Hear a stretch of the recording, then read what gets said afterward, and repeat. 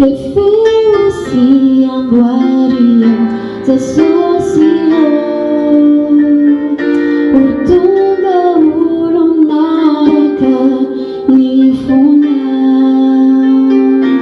assim fiambena nanula la kutiani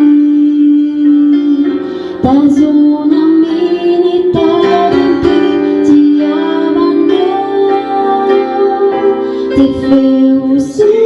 amboaria te socio utunga ulonaraka ni funa te feci utunga ulonaraka ni funa. Amen.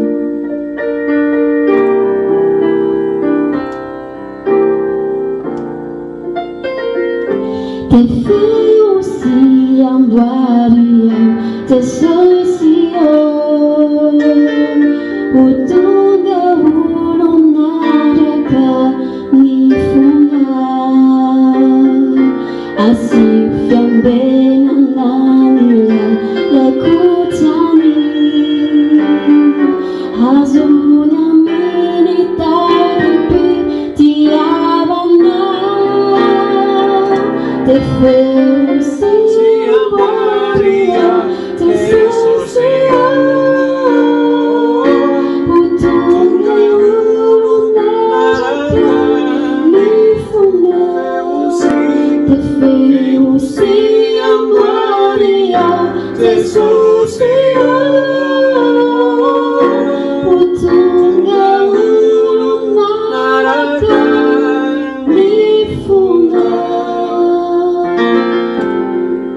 Amen. Falmerabatsika rehetrarehetra izay manaraka izao fotoana izao androany alahady voninahitra dia ho an'Andriamanitra irery ihany ary fifaliana foana no iarahantsika mideran'Andriamanitra iarahantsika isaky ny alahady mideran'Andriamanitra sy mihaino miapatr'Andriamanitra dia atombokontsika mivavaka izany fotoana izany Manto makasitraka sy manome voninahitra anao indray izahay an'ity anio alahady 9 Desambra ity misaotra ny mitombana andro hoe sy tanjaka omenao anay tsara iafina izay ty tokantrano ny isam-baravarana izay manaraka sy manjohy izao fotoana anao izao omenay anao ny dera Jesosy ary ianao moa dia tsy maintsy misandratra hatrany hatrany ary izahay kosa dia mihetry hatrany hatrany araka ny teninao dia apetraka aminao fanamasina ny fitariana rehetra ny hira fiderana ny fisaorana ny hira fitsaofana anao dia ianao no ilo lalana mangy ny isa tokantrano ary amangy ny fona itsiraray avy satria tianao loatra izay manana fo midera manome voninahitra anao dia apetraka feno aminao koa ny afatra izay hoentinao aminay menao anay anio amin'ny anaranao Jesosy nanaovana izany vavaka izany amen. Ao anatin'ity herintsika dia hanandratra an'Andriamanitra hisaotra an'Andriamanitra tsika asandrato amin'ny lanitra mihitsy ny tananao ataovy ambony hanandratra an'Andriamanitra tsika tsy manana Andriamanitra hafintsika Andriamanitra iray ihany tsy manana afa-tsy aminao izay Andriamanitra izany no lazaintsika aminazy androany dia hisaotra anazy tsika hanandratra anazy tsika androany atero an' Jesosy ny mifanatitra ao androany ny fisaorana ho azy.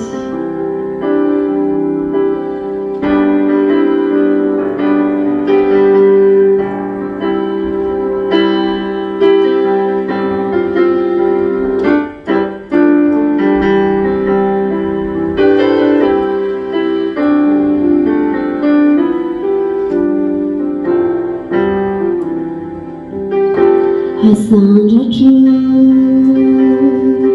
ny tanako ho anao Jesosy mpanjakako fenao ilay mpanjaka ny foko asandratro ny tanako ho anao Jesosy mpanjakako fenao ilay mpanjaka ny foko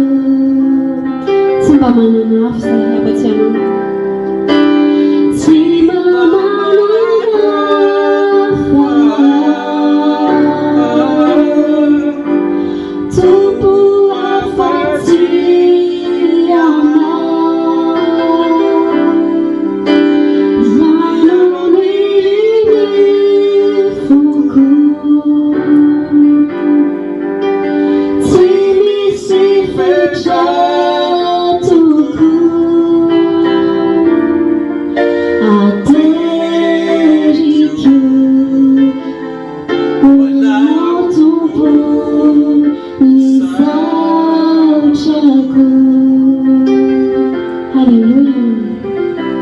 vertiky zany ery zany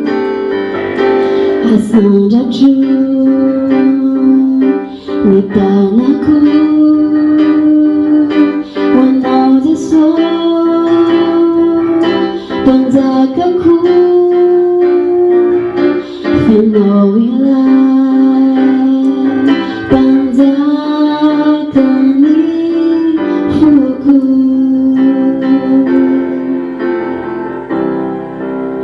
tsy mba manana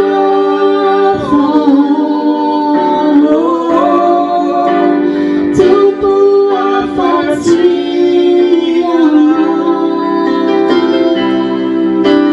ianao no iriny foko tsy misy fetraitoko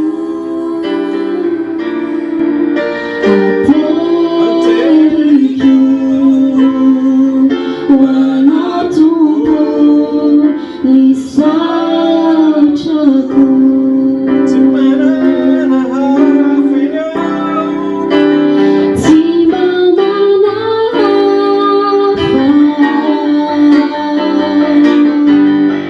tompo afatsy ianao iriny foko tsy misy fetraitoko ateriko hoanao tompo ny satrako. Amen. Toizantsika ny raha fiterana ataontsika ny raha hoe tefeo ny foko resaka momba ny fotsika androany ozintsika amin'Andriamanitra androany hoe dinio foko Andriamanitra tefeo ho tonga fonenanao ny foko apetrao eo amin'ny fonao mihitsy ny tananao aoka ny fotsika mba hadio mba homendrika hoe mahatamana an' Jesosy ve ny fotsika tefeo Jesosy androany amboary aho ho tonga olona araka ny fonao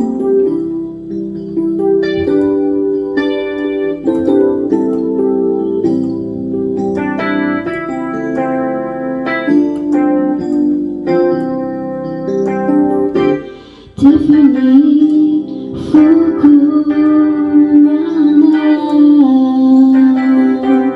causa regia amicchio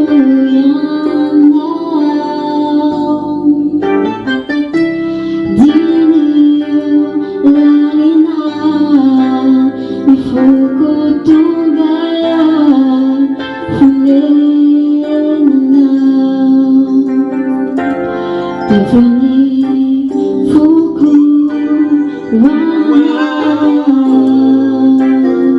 causa regia amicchio dinio lalina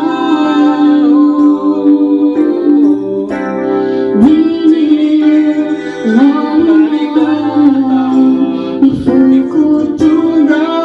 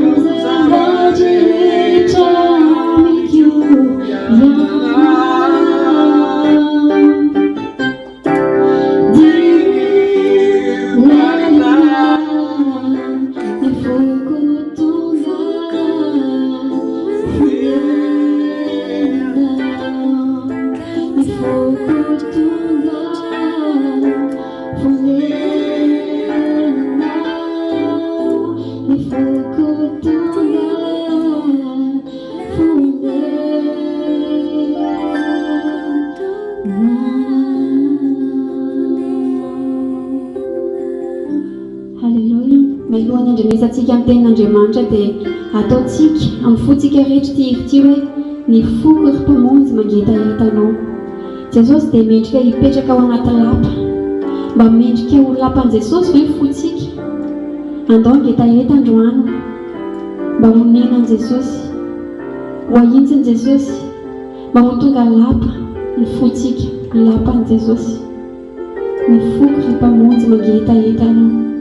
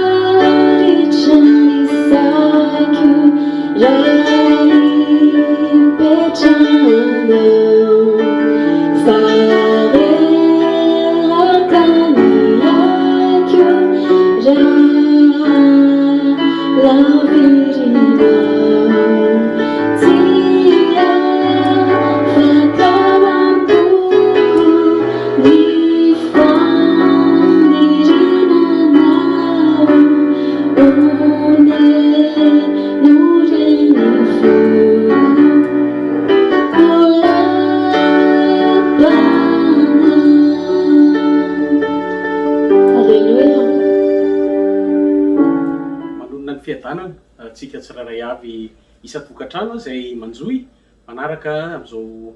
fanompoam-pivavahana eto anivon'ny fiangonan'Andriamanitra izao. Mankasitraka ny mpanompon'Andriamanitra isika izay mitondra antsika tao anatin'ny fiterana. Andeha hivavaka mialoha ny andraisantsika an'izany tenin'Andriamanitra izany. Manasanao ary hivavaka amiko a, samy hivavaka isika. Misotranao izay Andriamanitra, misaotrany amin'ny zavatra rehetra. Misaotranao ny amin'ny fotoana nomenao anay tamin'ity anio ity satria ianao ny tompon'ny fotoana ary ianao no nandahatra ny zavatra rehetra dia manome voninahitra sy mitsoaka ny anaranao masina izahay. Ianao tokoa ilay Andriamanitra masina indrindra ka mendrika anao izany fitsaofana sy fiankofana izany. Hiteny aminay indray ianao Andriamanitra amin'ny alalan'ny teninao. Fitaovana ihany fotsiny izahay anio izay hitondra an'izany teny izany fa izahay dia tsy maintsy mihetry fa ianao kosa tsy maintsy mitombo. Dia apetraka aminao izany teny izany izay andaitra ny ampon'ny tsiraray avy ary tsy hiverina aminao izany teny izany raha tsy efa natanteraka izay tianao atao. Amin'ny anaranao Jesosy, amen. Vonana dia loha hevitra nomeny Jesosy antsika anio dia mitondra ny lohateny hoe kristianina araka ny fon'Andriamanitra. Izay loha hevitra ho jerentsika amin'ity anio alahady 9 Desambra ity a, lahady voalohan'ny volana sady mamarana ny volana mamarana ny taona 2024. Sokafantsika avy hatrany ary ny tenin'Andriamanitra ao amin'ny bokin'ny Samuel voalohany a. Samuel voalohany toko 4:40 manasanao a hiara-lokatra ny Baiboly a. Samuel voalohany toko 4:40 a ka ny 7 a tapany faharoa tapany ambany zany no vakitsika. 1 Samuel chapitre 16 verset 7 deuxième paragraphe.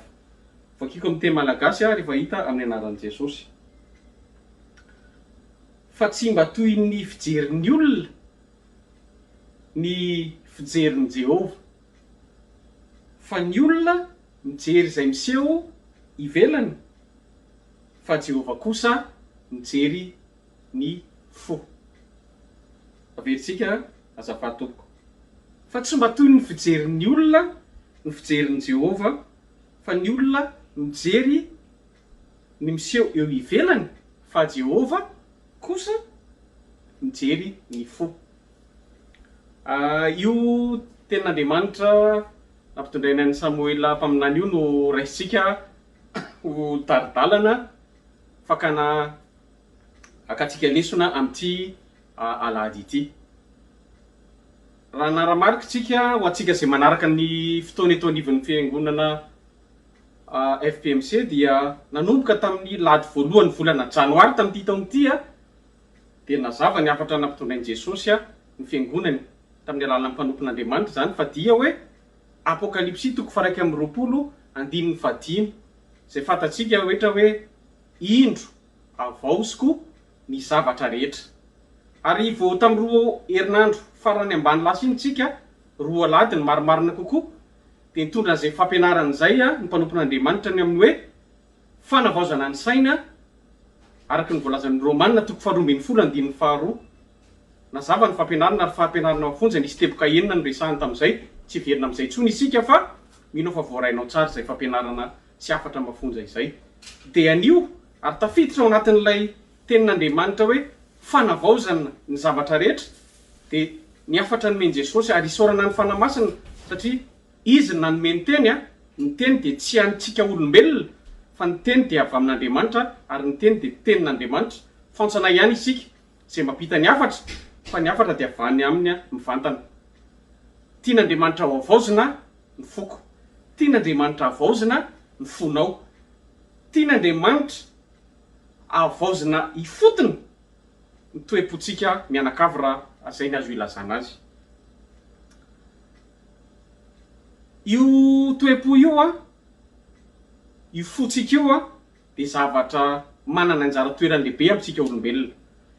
Dia izay mihitsy io zany no jerentsika hoe araky ny lohahevitra andresantsika teo hoe kristianina araky ny fon'Andriamanitra. Dia mety manontany tena angambitsika ny tokantrano hoe fa naninona ary natao hoe kristianina araka ny fon'Andriamanitra, fa angany tsy kristianina tsy araka ny fon'Andriamanitra. Dia mitombona ny fantaninana mety apetrakitsika, fa zao tena ny safidy manokana mihitsy isika amin'ity afatra anio ity, satria isika eto amin'ny seha-panimpona aty amin'ny tontolon'ny fivavahana kristianina ny fampianarana ny afatra mampitain'Andriamanitra anio, dia ny safiditsika manokana ilay hoe kristianina ny mpanaradian'i Kristy. Dia mamela anareo raha eto amin'ny fanokafana dia izara totanisa fohy mikasika an'io kristianina io. Marina tokoa fa mety azo nataontsika ilay izy hoe lehilahy araka ny fon'Andriamanitra, vehivavy araka ny fon'Andriamanitra, tanora na zaza araka ny fon'Andriamanitra, mety daholo zany. Fa anio izay ny fitarian'ny tompo dia kristianina, ireo mpanaradian'i Kristy, ary izay mihitsy ny tonga dia nomeny ny fanamasina dia hoe ndao ary hiresaka an'izay tsika hoe kristianina araka ny fon'Andriamanitra. Izay no fahaboasantsika ao anatin'ity ten'Andriamanitra ity. Dia araka ny resantsika teo dia hoe raha miresaka kristianina isika eto ambonin'ny tany, dia mifampizara kely tsika raha nitrandraka tamin'ny aterineto na tamin'ny ireo tambajotra tserasera isika, dia raha mijery ianao dia asaiko ianao raha aoriana fotoana, raha manana fotoana, raha mijery ianao amin'ny atotanisa ny amin'ny kristianina maneran-tany, ny kristianina rehetra eran'izao tontolo izao dia ny atotanisa mivoaka voarakitra farany hita tao zany raha ny atotanisa tao amin'ny Wikipédia ny loharanonakana azy .org. Nisan'ny olombelona tamin'izany hatramin'izao zany raha ny atotanisa dia eo amin'ny 7.5 miliara nisantsika olombelona amin'izao fotoana izao zany, eo manodididina an'izay zany 7,5 milliards d'humanité. Ao anatin'io 7,5 milliards io dia 2,4 na ny 2.4 miliara amin'ireo no araka ny atotanisa zany dia hoe mpanaradian'i Kristy na ilay antsoina hoe kristianina. Ray amin'ny telo, olona ray amin'ny anatin'ny telo zany ny kristianina eran-tany. ary azo lazaina fa anisan'ny fivavahana maro-panaraka indrindra kristianisma eto ambonin'ny tany. Fanarakaraka aminy eo a fivavahany reo lasaina papitsika manana filoana silamo a de manaraka ambiny ny hafa zay boudista, ny hindoista, ny animista sy ny taoista sy ny sisa zay maro maneran-tany, ny animista zay tazona ny fivavahan-drazana ihany koa. Zany hoe mbola ny 33% ny 3.3% vahoaka maneran-tany a no mpanaratian'i Kristy. Mbola betsaka ny asa miandry a atsika zany a hitona ny olona ao ambalan'i Kristy. Manomboka amin'izay atsika zay ny tsetsatsiatra fizarana fifamizarana ao anatin'izay ny tontolo iainantsika kristianina ao anatin'ny kristianina fantatritsika fa be dia be koa ny sampana ao anatin'izy io a na tsy tononoka fantatra hoe misy an'izao fa ny zavatra itovizany de mino an' Jesosy Kristy a manaradia. De iroso amin'izay atsika ny amin'ny le resaka fo teo de ho jerentsika le tantarany eto amin'ny Samuel voalohany toko 4 a izay niraisintsika teo. Mino aho fa ny akamaroantsika tsy de ho ampianarina an'izany akory sanatria fa efa tantara mety efa haitsika le izy fa mampatsiahy atsika ny fanamasina androany hoe tadidio fa nisy tantara mahafinaritra sahala am'izao tao amin'ny baiboly araka voarakitra amin'ny Samuel voalohany toko 4 io a ny tantara tamin'ny nisafidianan'Andriamanitra any Davida mpanjaka. De raha jerentsika eo amin'ny andininy voalohany eo amin'io Samuel voalohany toko 4 io de miteny an'izao izy eo amin'ny faraparany eo hoe naniraka ny Samuel Andriamanitra Jehova hoe mandehana ozy izy irako makany amin'ny Jese ianao, tonga de mazava le iraka efa hitako ozy izy fa mandehana ianao makany amin'ny any Betlehema fa misy rangato hoe Jese any a de mandehana ianao a de fa efa nahita mpanjaka aho ho ay aho a ao amin'ny zanak'io Jese io. De efa tonga de hitan'Andriamanitra zany hoe i Saoly a de nilavin'Andriamanitra ary zava-doza ry havana eto amin'ny fanomponan'Andriamanitra, zava-doza izany hoe nialan'Andriamanitra izany. Mampatahotra l'izy raha mandinika an'io tsika hoe i Saoly de mpanjaka tena Andriamanitra araka le fahefan'Andriamanitra, le volonté permissive n'Andriamanitra nametraka ny Saoly teo amin'ny fiandrianana fa nialan'Andriamanitra izy satria tsy nanoa ny zavatra nataon'Andriamanitra, tsy nanatanteraka ny sitrapon'Andriamanitra manontolo, tsy nandringana namaly akita izy fa iagaga ny tazoniny nialan'Andriamanitra izy. De nisafidy hafa Andriamanitra. Eo amin'izay atsika nijery ny tantarany David eto amin'ny fanombohana hoe tena nahoana tokoa ary. De zao no mahafinaritra ny avana amin'ity tantara ity. Andriamanitra rehefa nisafidy ohatratsika olombelona ihany koa amin'ny natiorantsika de rehefa misafidy zavatra anankiray zay tsika na misafidy isafidy tsika de manana masotsivany tsika apetraky tsika hoe ohatrohatran'izao ny zavatra mba tiako e, na zavatra io na mety na hividy biby tsika na ohatr'izany na saka ohatra na alika kely na ohatr'izany de hoe mba ohatr'izao ny antiako hoe chien de salon hoe saka gris na ohatr'izany sy ny sisa ohatra. De Andriamanitra nanana ny masotsivany izy a raha nisafidy isafidy an'i Davida io zanaky Jese. De jerentsika eo amin'izay a mahasaripady an'ilay fisafidianana satria nahoana na i Samuel le mpaminan'Andriamanitra aza ry havana dia saika voafitaka tamin'ny zavatra ivelany. De hitatsika eo amin'ny jerentsika ane eo amin'ny andininy ambony eo amin'ny andininy fahaenina satria fantatritsika fa nananjanaka valolahy Jese ary Davida ny faralahy indrindra.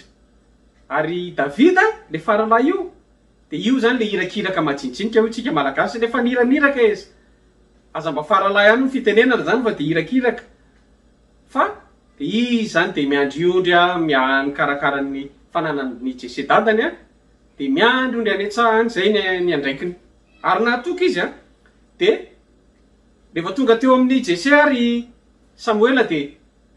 aiza ozy ny zanakao fa atao amin'ny taranakao no hosorano mpanjaka andimby an'i Saoly. De eo amin'izay a ny fampianarana voalohany raisana ozy izy Jese hoe ndaso ararosoko aminao ny zanako de mazava ho azy fa tsy maintsy narosony ny zanany lamatoa ny zanany Lamato no narosiny, de narosiny Eliab.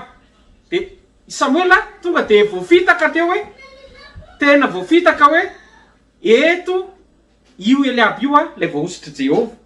De ozy izy Samuela hoe eo amin'ny 5 ny voahositry Jehova tokoa ny atao anatrehako. Voafitaka izy satria mijery ivelany izy hoe mety tena ngeza be, goavana be i Eliab, mety sady bogosy koa i Eliab, nofosana be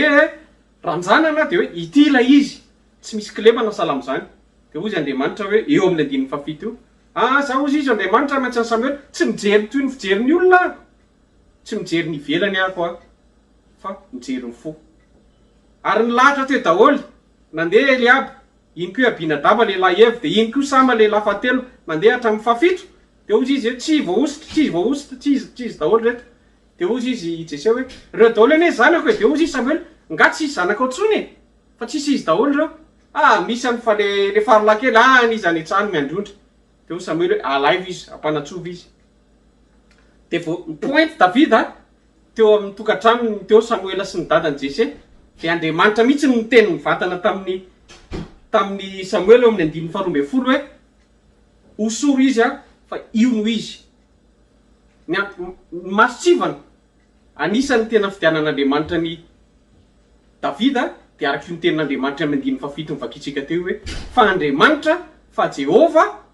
de mijery ny fo. Ny toe-pony Davida ry havana no anisany ny fidianan'Andriamanitra azy. Ho faranako ny fampidirana fa raha mijeritsika anamarinan'Andriamanitra, anamarinany ten'Andriamanitra zay toe-pony Davida zay, de zao nosorana diloilo lohan'ny Davida teo amin'ny 17 teo mason'ny ralany, teo mason'ny dadany, nataon'ny Samuel ampaminany. Ary raha zany zavatra any raha diniany eo amin'ny mahaolona eo amin'ny fianakaviana raha hoe fahasoavana lehibe miditra amin'ny tokantrano amin'ny taranaka. Fa raha jerenao io tenin'Andriamanitra io, mijerenao tsika ny tantara Baiboly tsy nisy ninona tao, fa de ohatrany hoe voahositra zany ianao. De nefany ny ositry ny mahampanjaka ny Israely le diloilo nararaky Samuel iny, ary vo nilaraka tamin'ny diloilo de niaraka tamin'izay ny fanan'Andriamanitra nidina tamin'ny Davida. Teo zany ara-panahy teo anatrehan'Andriamanitra de efa mpanjaka Davida. Kanefa ny zava-nisy tsy ndarahindreo ralany izy, tsy ndarahiny tao atokantranony izy. De iteo koa jerentsika ny tantara mitoy eo de natsony Saoly izy. Misy fanaratsy tonga atao amin'ny Saoly de hoe mila mpitendry zava-maneno, de nisy ny teny hoe misy le zanaky Jese zay mahay mitendry, nefa tamin'ny fotoana io efa voahositry ho mpanjaka. Andimby an'i Saoly Davida, nefa Davida mbola nanompo an'i Saoly nanaraka ny Saoly teny fa tsy nizaozao. Eo zany de ahitantsika ny taratry ny toe-pony Davida hoe manetry teny izy tsy miavonavona izy tsy mihebohebo izy fa lehilahy mandefitra ary fantatr'Andriamanitra zay natioran'izay ny fon'izay. De zay ny fidianan'Andriamanitra azy, ary tsy vitan'izay fa mbola miverina ny androndra izy. Ary isy tany ampiandrasan'ondry no nasain'ny dadany hoe mbia aloha ianao aty ajanonony io fa ndana natero sakafo ny rahalahinao fa miady any amin'ny Filistina. Verina ny andriondra ilay mpanjaka. Zany ry havana nitandindony ny toe-po, ary zany toe-po zany nitakian'Andriamanitra. Ary toe-pony Davida ary tena nakasitran'Andriamanitra izay toe-pony Davida zay. De hoy hoe ite-panomboana hoe mba hanana an'izay toe-po zay tokoa izao izay miteny aloha voalohany. Ary isika rehetra izay ny tokantrano izay manaraka, satria akasitran'Andriamanitra ny olona manana an'izay toe-po araka ny sitrapony, araka ny fon'Andriamanitra zay. Teboka roa no resantsika ary hiditra famaboasantsika ao anatin'ity loha hevitra ity. Kristianina araka ny fon'Andriamanitra. Teboka anankiroa ny voalohany, ny kristianina araka ny fon'Andriamanitra de ny voalohany ny kristianina voafora fo. Na amin'ny teny frantsay izy hoe Christian, un chrétien qui a un cœur circoncis. Voafora ny fony. Teboka faharoa jerentsika, kristianina manana fo tahaka ny an'ny fonjazakely. Ireo teboka roa ireo no voasantsika ao anatin'ny minitra vitsy hoe ahoana tsara zany kristianina araka ny fon'Andriamanitra zany de ho faranantsika amin'ny fehi-kevitra ity tenin'Andriamanitra ity amin'ity anio ity. Ho jerentsika avy hatrany ary ao amin'ny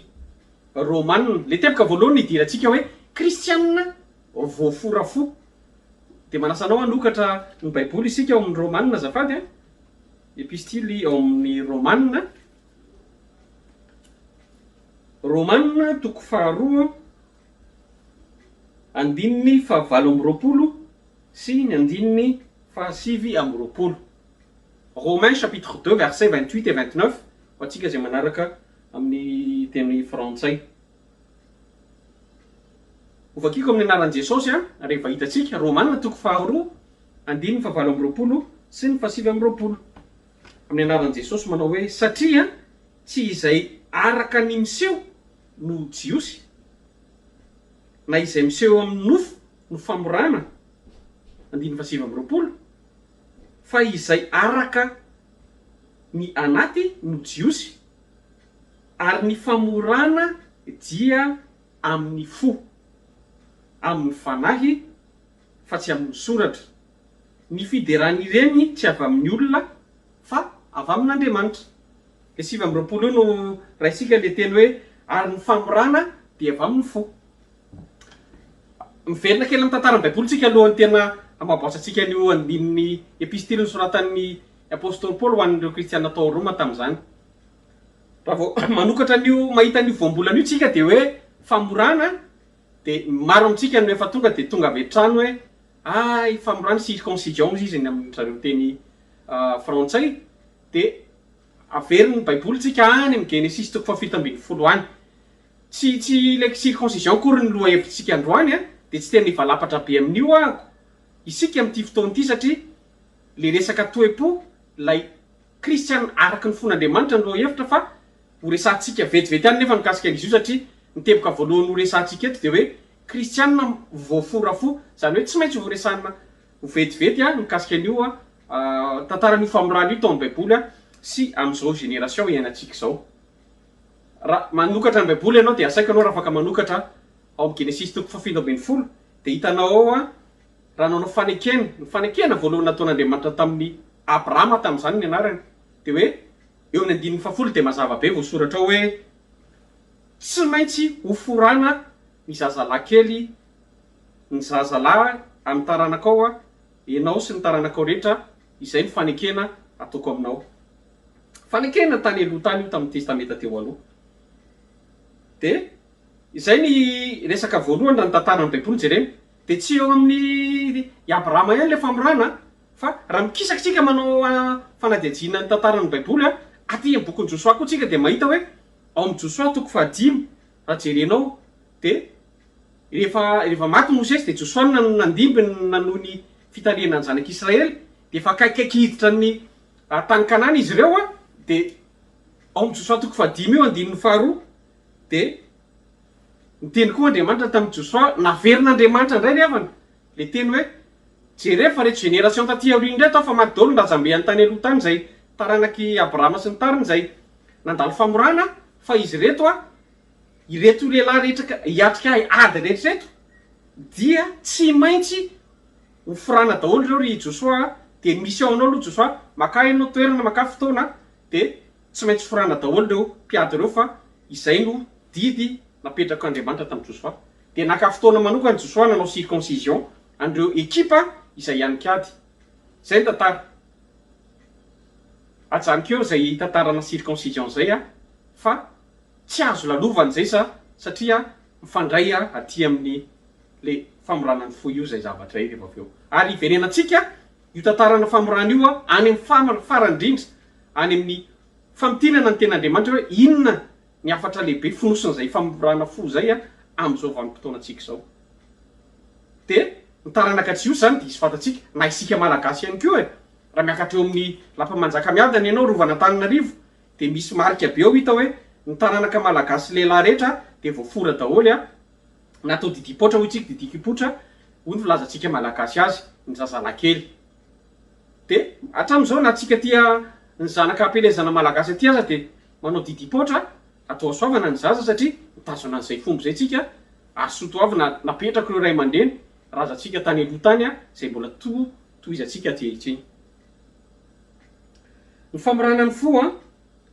de mety manontany tentsika raha hoe fa maninona raha zany ny fo ny forana fa ny fantatsika manko ny hoe ny zazakely no atao asoavana de didina le hoditra kely iny de omena ny dadabe de atao anaty akondro de hoan'ny dadabe any le hoditra miala amin'ny ny zazakely iny fa eto a nazava ny tenin'ny apôstôly Paoly hoentin'Andriamanitra aty amin'ny testamenta vaovao rehefa tonga Jesosy a tsy mipetraka teo amin'ny lalàna intsontsika fa teo ambanin'ny fahasoavana teo ambanin'ny fitarian'ny fanahy masina rehefa niaka ary Jesosy de nazava ny tenin'ny Paoly hoe ory zareo a ary Paoly amin'io jiosy no miteny a fantatsika zay anisy fotoana efa mifampizana zay tsika teto hoe Paul c'est un juif aussi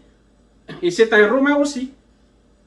fantatsy Paul tsara ny alehibe sy ny mahazava-dehibe an'izany asoavana zany zany famorana zany nefa n'izy ny teto nametraka tsara mihitsy hoe tsy ny famorana ivelany zareo no mahajiosy a ary te hiteny izy hoe aty amin'ny tontolon'ny fanarahantsika an'Andriamanitra mitodika amiko amin'izay izy io mitodika aminao amin'izay izy io mitodika amintsika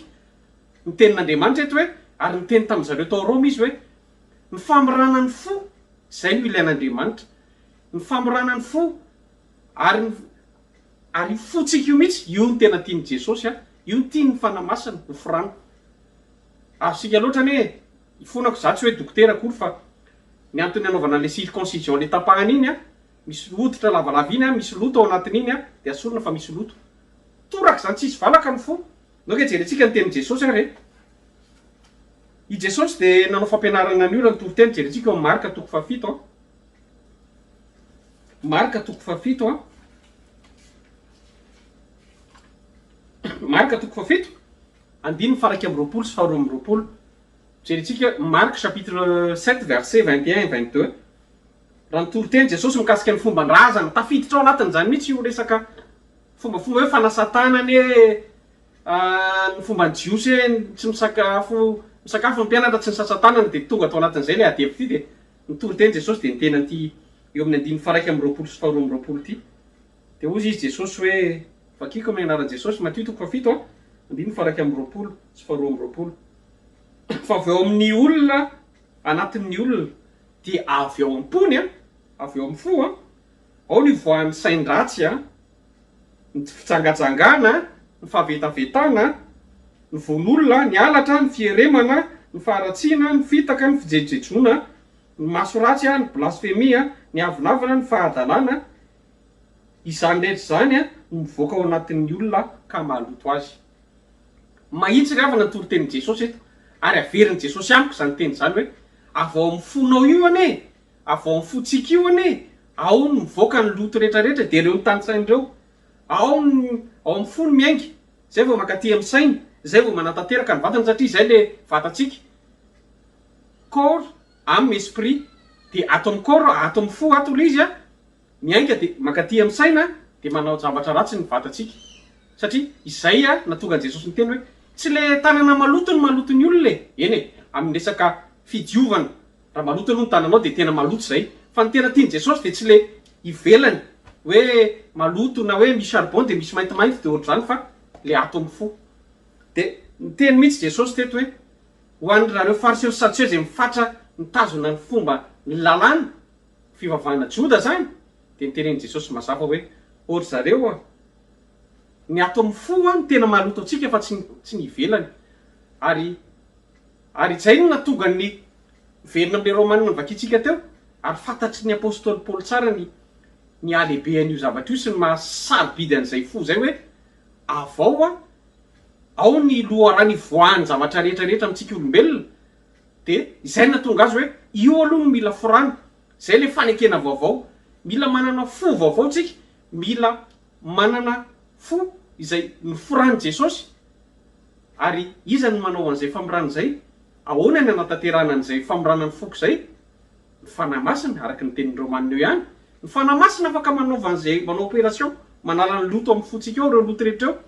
ary ny tenin'Andriamanitra koa de toy ny sabatra afaka mandidy manakatsana loto rehetrarehetra amin'ny foko satria marina ny amin'ny olombelona mety eo le fonofo isika amin'ny manofo sy raha de mety eo le misy lolo-po kely mety eo le misy folentika kely eo le malotoloto fo kely amin'Andriamanitra tsy misy kely na lehibe fa rehefa maloto ny fotsika de maloto eo anatrehany rehefa madio ny fotsika de madio eo anatrehany ho faranatsika zay teboka voalohan'zay ra de hoe ahoana ny tenin' jesosy any aloha ny tenin'andriamanitra ny anamarina zay tenin'zay eo amin'ny Matthieu 5 fantatra loatra fantatritsika loatra ny kristianina araka ny fon'andriamanitra ny teboka voalohany resantsika eto de hoe kristianina voafora fo na rehefa voafora ny foko rehefa nataon'ny fanamasina opération circoncis ozy izy na miteny frantsay hoe la circoncision c'est celle du cœur ozy izy ny an'ny fo ny tena mila forana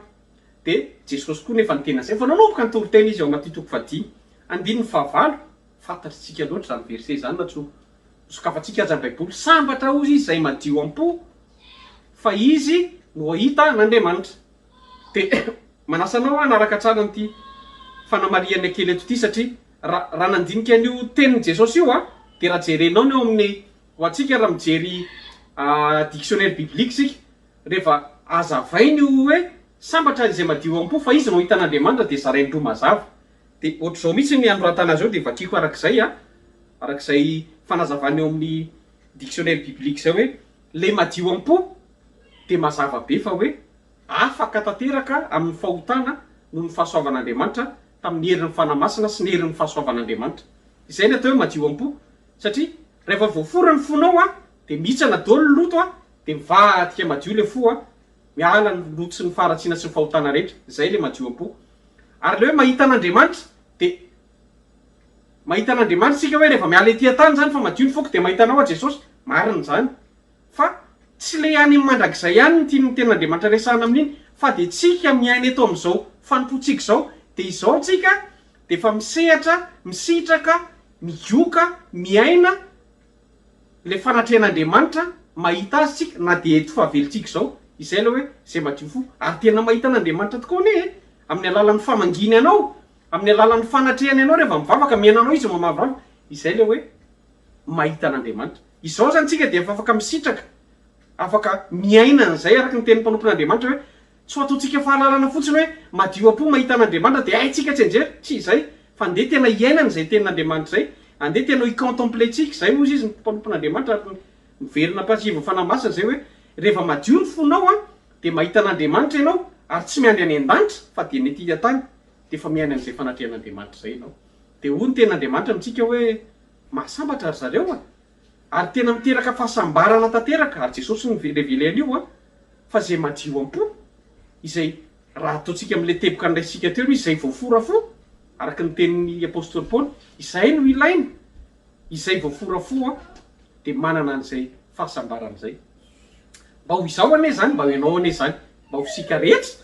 izay kristianina manana fo voafora zay satria araka ny fon'Andriamanitra zay araka ny sitrapon'Andriamanitra zay hiditra miteboka faharoa farantsika ny am'izay hoe kristianina araka ny fon'Andriamanitra zay resantsika teo tamin'iny tapany voalohany iny le hoe kristianina voafora fo dia manana fo madio izay ny teboka voalohany anisan'ny kristianina izay araka ny fon'Andriamanitra zay akristan'Andriamanitra jerentsika ny teboka faharoa araka ny resahana teny am-boalohany hoe kristianina manana fo tahaka ny an'zazakely ndao tonga de anokatra baiboly tsika Matthieu 7:10 andininy faharoa sy ny andininy fahatelo Matthieu 7:10 andininy faharoa sy ny fahatelo amin'ny anaran'i Jesosy any nitory tenany ity Matthieu chapitre 18 verset 2 et 3 ary ny antsy zazakely anankiray hakeo aminy Jesosy de nametraka azy teo ampovoan'ny assemblée zany andininy fahatelo ka nanao hoe Jesosy no miteny eto ka lazaiko aminareo marina tokoa izy Jesosy raha tsy miova fo ianareo ka ho tonga tahaka nyty zazy ty tahaka n'reto zazakely reto de tsy hiditra amin'ny fanjakan'ny lanitra ianareo aventsika la andininy fahatelo azafady tompo lazaiko aminareo marina tokoa i Jesosy fa raha tsy miova fo de raha tsy miova fo ianareo ka ho tonga tahaka n'reto zazakely reto de tsy hiditra ny amin'ny fanjakan'ny lanitra ianareo ry afako raha lasaina abavy amin'ny tompo mazava zany tenin'i Jesosy zany izany na tsy ho voaboasana azy de fa mahintsy sy mazava be mandidy Jesosy ho an'ireo mpanaradia azy ho an'ireo isika zay milanja ny anarana hoe kristianina tsara le milanja le anarana tsara le mino an'i Kristy fa tsy ampy zany fa ozy izy Jesosy hoe raha te andovan'ilay lapan'ny Kristy any an-danitra sika any am'le fonenana manak'izay ny Kristy tsy tongatonga ho azy le any an-danitra ry havana ary tsy morony atongavana any fa mazava ny zavatra napetraka Jesosy hoe tsy maintsy miova fo mitako fivampo ary zay mahatonga an' Jesosy hoe miova ozy izy nareo a miova fo tahaka ny reto zazy reto raha trandrahantsika zay diratsika lalina le tenin'i Jesosy zay de hoe mila manana fo tahaka ny an'ny zazakely a isika ianareo lehibe reo miainoareo izy Jesosy a zay nareo vao andova ny fanjakan'ny lanitra ny kristianina araky ny fon'Andriamanitra zany de kristianina manana fo tena fo tahaka ny fonjazakely de ho jerentsika zay satria fa maninona ary nataon'i Jesosy zazakely koa le izy fa tsy hoe tanora zazalahy na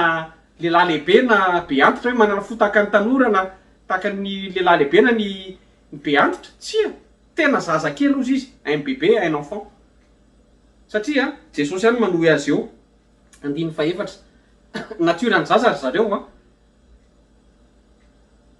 fantatsika loatra ho atsika ray aman-dreny de mahafantatra fa ny zaza kely a le bébé tsy fantatro hoe hatramin'ny fafirina teo hoe bébé roa telo taona ny bébé a de manetry teny reny zazy reto ary Jesosy ny confirme am'izay na 14 nazova izy nanetry tena tahaka ny reto zazy reto atsona izy ambinge de tonga izy de nataon'i Jesosy ampovoany de nanakitsy tsy ny hoe fa maninona natsonao Jesosy tonga izy zany natiorany zaza ary zay a no averin'i Jesosy zaraina amitsika fiangonana am'izao fotoan'izao anatin'ny fanavozana hoe tsara le fahalalanao tsara ny fahalalantsika fa tena mila miova fo fa tsy feno anefa zay fa mamerina ny antso amitsika Jesosy hoe tena mila hovaina ny fo tena mila hovaina toy ny fonjaza io fotsika io vo afaka ny anatena ny andovan'ny fanjakan'ny lanitra isika raha miresaka zazakely isika indrindrindra ho anareo zay tera-po maro amitsika zao taniva fiangonana nahazo zazakely isorana ny tompo de jereo ake reny zazakely trotrotsika eny an-tanatsika ray aman-dreny zay mbola mitaiza raha mampinono reny reny nga raha reny zazakely reny natoka heritaona izy na roa taona nga reny mahay mieboebo zany nga reny mahay miambo zany nga reny mahay hoe miavinaviny zany manetry tena kely ary izy na miaino ny ray aman-dreny no ataony atsona izy viens tu peux venir de iny izy atamo oui papa oui maman ohatr'izay réaction zay ohatr'izay fihetsika zay no andrasan'Andriamanitra amiko androany anio hoe izany Andriamanitra ray eo foana izy ozy Andriamanitra fa isika mamela safidiny amitsika izy mametraka ny safiditsika izy Andriamanitra kanefa miteny ny tenin'Andriamanitra eto a miteny amitsika ny tenin'Andriamanitra hoe mila manana fo tahaka ny any zazysika raha tiatsika ny andova ny fanjakan'Andriamanitra tsy possible ho tafiditry ny lanitra tompoko a raha vao tsy manana fo tahaka ny any zaza satria natiorany zaza de masina natiorany zaza de tsy misy ota ary zay natonga an' Jesosy naka ohatra ny amin'ny zaza ary ohatra velona tamin'ny mihitsy zany ary zay ny voalazan'ny ary amin'ny Hebreo raha mijeritsika any amin'ny Hebreo 13 any isika olombelona isika olon-dehibe isika adulte ho ny aty amin'ny tandrefana na ny tanora na ny lehibe na ny antitra efa mafimafy fo a hozy izy ny fiteny zay hoe efa mafimafy a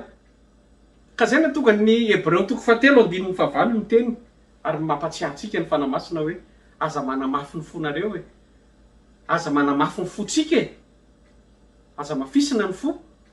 fa ny olona mafy fo a ny olona tsy mety miova fo tahaka ny any zazakely a de tsy andovan'ny lanitra mihitsy manjary sao de disy fanatenany isika hoe ka zany efa ny dadabe ny dadabe akoa rehefa tena kristianina iringilo mihitsy tena martura mihitsy tsara be zay fa an'le ray aman-drentsika tany aloha zany fa ny atsika manao ahoana ny manao ahoana ny anao manao ahoana efa tena novain'i Jesosy tany tahaka ny amin'ny fonjazakely hoe foky io za mamitany ny tenako a Jesosy tena miteny mivantana amitsika hoe antanio le ny tenanao hoe efa tena niova ve io fona io de eto mpamarana nateboka faharoa tsy valapatra lavabe amin'iny a le nresantsika teo hoe ny zazakely a anisan'ny natiorany zaza de be fanetretena ny zazakely reny ary ny zavatra maridrefy na ny tondro matarana fa tena niova ny fony olona anankiray zay mpanara-dian'i Kristy ary zay le olona ho akasitran'Andriamanitra zay araka ny fon'Andriamanitra zay de zao manetry tena izy de ny amatarana an'izay a nefa atsika mahita an'izay hoe tena nanetry tena le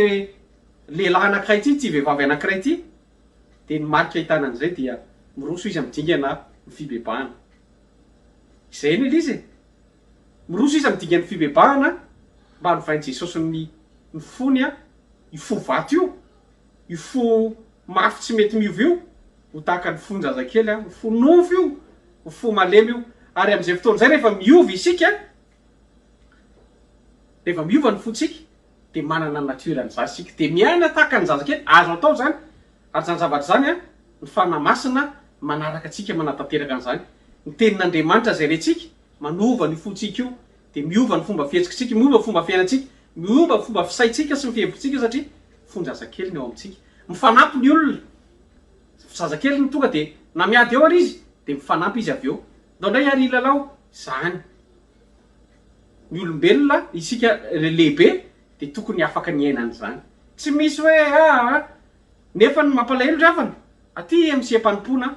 mbola ahitantsika taratra araky ny teniny any amin'ny Galatiana 5 hoe misy mifampiandany ao aminareo hoe misy mifampialina ao aminareo hoe misy fifandirana ao aminareo hoe ry havana raha ny olona manana toe-pohatra zany a izay manana toe-pohatra zany tsy mitsara n'izany izy tsika fa ny tenin'Andriamanitra no miteny eto amin'ny Matthieu 7:20 io tsy mandova ny lanitra mihitsy zay tsy manana fo tahaka ny an'zaza izay ny am'teboka faharoa faranantsika ny tenin'Andriamanitra satsy tena ifampizarany am'izay fa ajantsika am'ireo teboka anankiroa reo ny am'ty fampianarany ity kristianina araka ny fon'Andriamanitra izay kristianina voafora fo na kristianina madio am-po ary ny kristianina araka ny fon'Andriamanitra dia kristianina manana fo tahaka ny anjazakely tonga eo famaranantsika conclusion inona ny zavatra azo am'tinany sy ambagonany zay teny zay zay afatra zay miverina araka ny resako taminao teo le tantaran'ny famorana misy vokatra teo amin'ny fiainan'ny zanak'Israely misy vokatra teo amin'ny Abrahama misy vokatra teo amin'ny Joshua rehefa niforana ny tenany de mety antany ianao fa ao anaty kotrany moa zany ny fiantraikan'izay famorana zay raha jerenao any amin'ny Genesis 3:20 io de mazava be 100 taona i Abrahama fa novaina hatramin'ny anarany aloha zany vao vita ny famorana de niova ny identitény tsy Abrahama ntsony ozy ny anaranao fa Abrahama Sarai ntsony ny anaran'ny vadinao fa Saraha 90 taona izy de ozy Andriamanitra taorinan'ny eto le fiatsika ary zay le hoe Andriamanitra mijery ny fo ary nijeren'Andriamanitra ny fo ny Abrahama satria tonga de vao avy ny ten'Andriamanitra hoe forana ny zazakely forana ianareo lehilahy rehetrarehetra de ny tena ny voalohany natao fa circoncision nataony Isaka nataony Ismaela nataony ny ankizilahy zay nanompo azy tao sy ireo ny niaraka taminy tao de taorinan'izay tonga de ny ten'Andriamanitra hoe ho tahina isy fitaranaka mpanjaka hivoaka amin'ny taranaka ao de ozy izy Abrahama za ave de hiteraka za rehefa 100 taona ny vadiko efa 90 ans fa 4 taona izy zay nitsajaja efa menopause efa 4 taona ka 90 taona fa hiteraka hoy aho aminao hoe rehefa nanaiky no forana nanatanteraka ny sitrapon'Andriamanitra i Abrahama tsy niady hevitra hoe za ve efa lehilahy lehibe ty Andriamanitra de mbola ataonao an'izany any raha ny tena zay Abrahama de very fitahina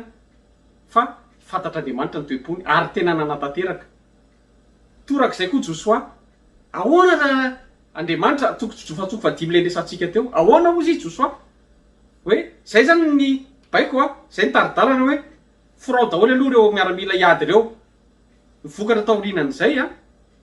nampandresan'ny Joshua sy ny miaramilany Andriamanitra na niady tany amin'ny tany tao izy na mandany Jeriko na tamin'ny Amalekita sy ny ireo firenena hafa azafady tompo i Abrahama sy Sara de niaina fipoahana ara-panahy niaina fahagagany teo amin'ny fiainany Joshua sy ny miaramilana niaina fandresena efa vita ny endry zareo reny fa izaho sy anao resahan Jesosy eto hoe raha voafora ny fonao raha voafora ny foko de azo afaka ny manantena mihitsy ary minoa afaka manatena fahagagana eo amin'ny ara-panahy, eo amin'ny fiainanao ara-panahy, ary ampahitan'Andriamanitra tontolo ara-panahy, ampiakarin'Andriamanitra ny asa fanomponao io. Rehefa manaiky fotsiny ianao hoe tena firao tanteraka Jesosy ty foko ty, tena hoe miabandone tanteraka ianao, ohatra nataony tamin'ny Abrahama hoe oke, ohatra nataony Josoa, tsy misy adihevitra, afaka manatena fahagagana. Ary anao fahagagana na amin'ity taona 2020 alohan'ny farany taona ity, na amin'io taona mitsidika io, an'Andriamanitra zay fotoana zay. Fa ny ilainy aminao, ny ilainy amiko, ny ilainy amintsika de hoe manaiky ho forana ny fo. Ny faharoa, afaka mampandresy izy, ohatra ny namety tamin'ny Josoa e. Fa tsy nahazo fandresena mihitsy ireo miaramilan'ny Josoa reo raha tsy nandalo tamin'ny circoncision, satria misy fa loto be de be hitan'Andriamanitra teo, diovina aloha reto, hiakatra hiady mila midio tsara de fanekena natao tamin'ny zanak'Israely tazon'Andriamanitra mandrakitina androany. Vokatra maro ny azo raisina rehefa manaiky ho firan'i Jesosy ny foko, manaiky firan'i Jesosy ny fonao, ary ny fanamasina ny tenin'Andriamanitra, ireny ny fitaovana entin'Andriamanitra amorana an'io anatanterana an'izay famorana fanavaozana ny fotsika io. De ary tsy any amin'ny testamenta taloha ihany mikasika an'io famorana io sy le hoe araky ny fon'Andriamanitra, verina any amin'le loha hevitra andraisiny tsika atao mpamaranana ny toriteny de hoe ny apôstôly Paoly ao amin'ny asan'ny apôstôly, manasanao nge nokatra kely azafady asan'ny apôstôly toko fa 13 ty ny verset jerentsika eto amin'ny farany zao asan'ny apôstôly asan'ny apôstôly toko fa 13 andiny fa 12. Ny apôstôly eto, ny apôstôly Paoly eto mitory teny rehefa tany amin'ny iraka missionnaire nataony izy de hozy izy hoe andiny fa 12 amin'ny anaran'i Jesosy. Ary rehefa nanaisotra any Saoly izy dia nanandratra any Davida ho mpanjakany, sady nanome vavolombelona ny aminy hoe Andriamanitra mihitsy ny teny eto, izaho nahita any Davida zanaky Jese lehilahy araka ny foko izay hanatanteraka ny sitrapoko rehetra. Io mbola ny confirmen'ny Paoly, ny apôstôly Paoly hoe Andriamanitra ne nahita mihitsy hoe i Davida de ilay lehilahy araky ny fony, satria ny toe-pon'i Davida hitantsika teo amin'le verset ndraisika teny am-pendohana hoe za ozy Andriamanitra mijery ny fo. Io foko io nijeren'Andriamanitra, io fonao io tena jereny, fantatr'Andriamanitra io, gros plan io anatrehany, tsy misy miafiny io. Tsika olombelona no mety ho voafitaka, isika olombelona no mety ho voafitaka hoe mety ho voafitaka ao ny mpitandrina, mety ho voafitaka ao ny mpiandry, mety ho voafitaka ao ny katekista sy ny sisa hoe zany tena sy tena manompo an'Andriamanitra tena ikoizana mety ho voafitaka ao ny olona. Nefa ny toe-pontsika tsy fantatra hoe tena manao ny tena manana an'ireo efa voafora ve le foko, efa tena madio takany madio ve, efa tena miva takany zazakely. De hoy izy ny tenin'ny apôstôly Paoly hoe araky ny foko izy Davida ary hanatanteraka ny sitrapoko rehetra.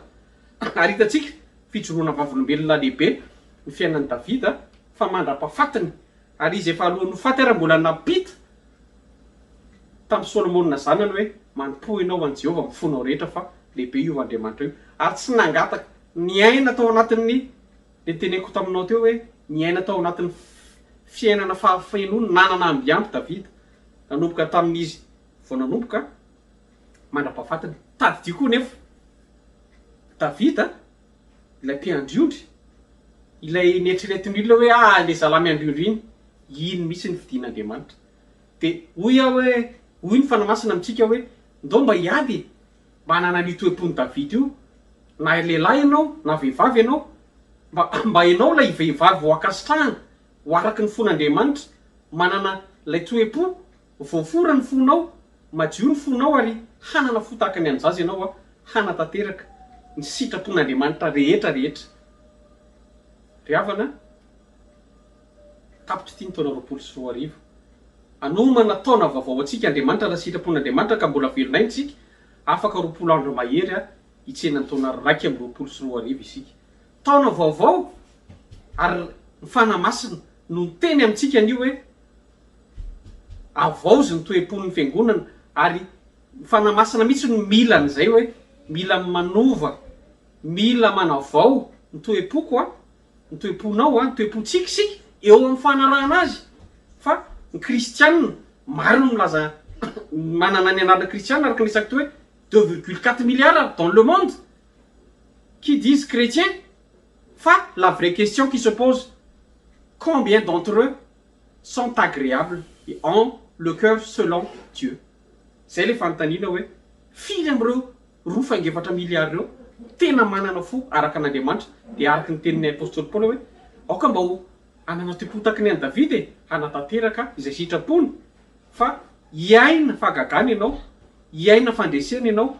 de nyty faran'ny taona 2020 na somary mafimafy tamitsika ary ty 2020 mbola ho afaka nome taona zina taona mamy atsika amin'ny ara-panahy eo amin'ny fiainatsika Andriamanitra raha ivavaka sika tapitra ny tenin'Andriamanitra raha ivavaka ary sika de ina ny vavaka ho ataontsika amin'ity anio ity araky ny tenin'ny Isaia mpaminany eo amin'ny Isaia 2:2 manaitra ry avany io teny io tsy afaka solo izy fa mivolaza hoe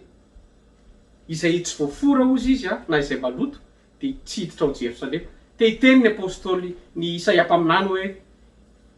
izay tsy voafora foa de tsy hiditra ny Jerosalema vaovao ny mpaminany de fa naminany an'izany Isaia mpaminany ary nde hivavaka tsika hoe tompo ovainy foko araky le hira hoe iraitsika hoe tompo ovainy foko ho toy ny an'ny zazakely tsotra sady marina irahantsika manao iniriny a ary iniriny ataotsika solona vavaka ary aorianany hira de anao vavaka fenjao toriteny zao isika dia amarana tanteraka ity fotoam-pahafahany ity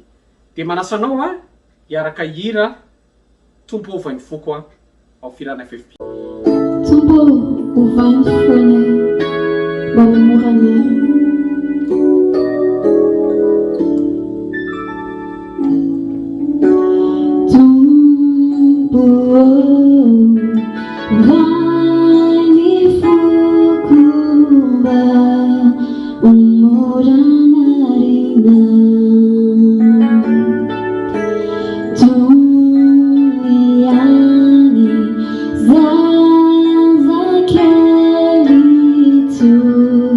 just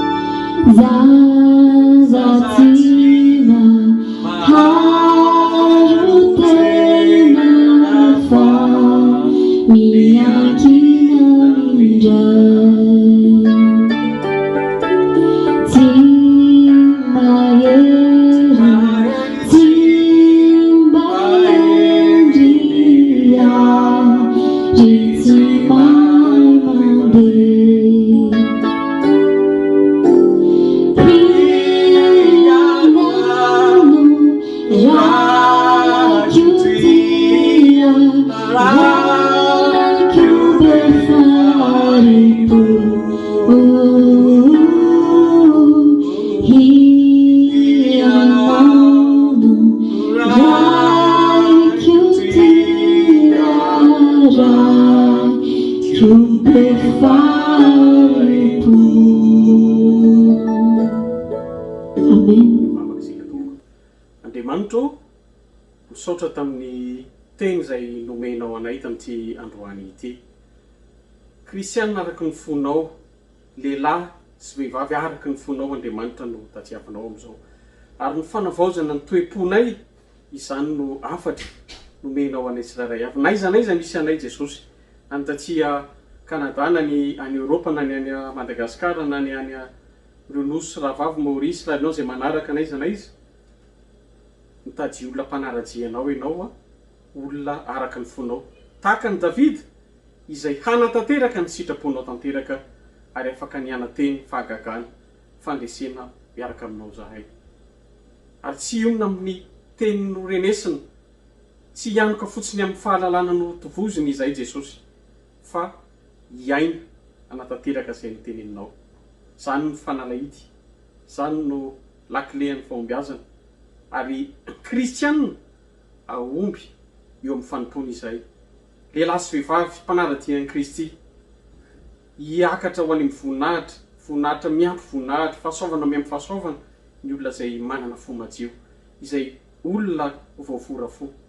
Ny fo madio zay araky ny irana teanao teo Jesosy hoe fo tahaka ny an'zazakely, tsotra sady marina. Ho tanteraka amiko ane zany Jesosy, ho tanteraka aminay tsirairay avy ane zany teninao zany, ary tsy verina aminao zany. Misaotra fa namasina romenanao ny dery sy ny haja, ary ny izay olombelona rehetra kosa dia hietra ny teny hatrany omban' zany fahasoavanao zany. Amin'ny anaranao Jesosy, amen. Filazana anankiroa avy eto amin'ny fiangonana. Ny anankiray voalohany dia araky ny tapaka teo anivan'ny olona sy ny komity ny fiangonana dia sitrapon'Andriamanitra ry havana dia tamin'ny volana Jona iny nanomboka ny fankalazana isika tamin'ny 14 Jona ary marimarina kokoa tamin'ity taona 2024 ity ny fankalazana ny fahadimy taona na mpitandrina ny ray aman-dreny mpitandrina pastora eto amin'ny fiangonana FPM7 Montréal, ny pastora